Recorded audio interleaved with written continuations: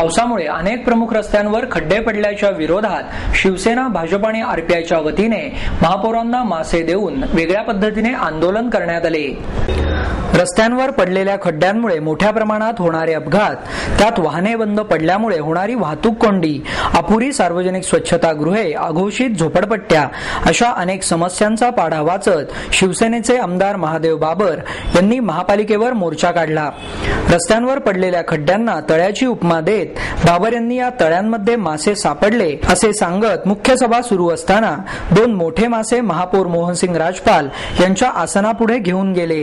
महापालिकेवर काढण्यात आलेल्या या मोर्चात दिलीप कांबळे, प्रशांत बधे, तानाजी लोणकर, मेधा बाबर, महेश बाबर, आबा तुपे यांसह अनेक कार्यकर्ते मोठ्या संख्येने उपस्थित होते। यावेळी बोलताना महादेव बाबर म्हणाले, हडपसर मतदारसंघात 50 अघोषित झोपडपट्ट्या आहेत। ससानेनगर येथील पांढरेमळा, मोहम्मदवाडी येथील कृष्णानगर या मोठ्या वसाहतींमध्ये पाणी, रस्ते, स्वच्छतागृहे, रस्त्यावरील दिवे आणि अन्य सोयी सुविधा उपलब्ध नसल्याने नागरिकांचे हाल होत आहेत। या झोपडपट्ट्यांना घोषितचा दर्जा देऊन त्यांना सर्व नागरी सुविधा पुरवाव्यात अशी मागणीही यावेळी करण्यात आली। मागण्या पूर्ण न झाल्यास शिवसेनेच्या वतीने अधिक तीव्र आंदोलन करण्यात येईल असा इशाराही बाबर यांनी यावेळी दिला। या पुणे शहराच्या रस्त्याची सगळी शाळा या ठिकाणी झालेली आहे। तुमच्या स्टार माझानी दाखवलेले पुणे शहर कसे खड्डेमय झाले, एवढे खड्डेमय झाले की मासे त्याच्यामध्ये पकडून मी या ठिकाणी आणलेले आहेत प्रशासनाला भेट द्यायला। आणि सुंदर मासे आहेत, तुम्हाला प्रथमदर्शन ते दिसायला वाईट दिसत असेल तरी हे मासे पुणे शहरामध्ये जे महानगरपालिकेने निष्क्रिय दर्जाचं काम केलेलं आहे त्या खड्डे पडलेले त्याच्यामध्ये मासे निर्माण झालेत। हे मासे या ठिकाणी मी दाखवायला आणलेले आहेत।